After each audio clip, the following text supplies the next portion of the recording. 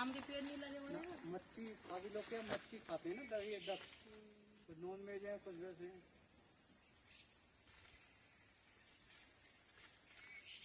नीम के पेड़ भी तो नहीं तुम्हारे यहाँ पर पत्ती नु खा रहे ना। जामुन के बरसात में जामुन लगने जामुन के पेड़ में फिट कर जाना आपके कर्मचारी रात के 12 बजे घूमते रहेंगे। अच्छा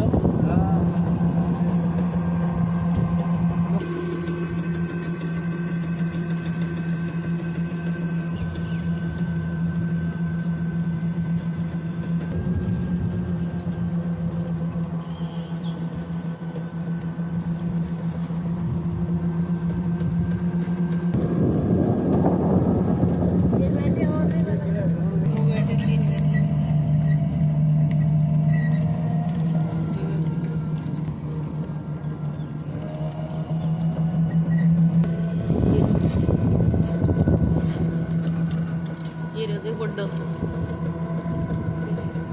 ये तो यही बड्डा थोड़ा सा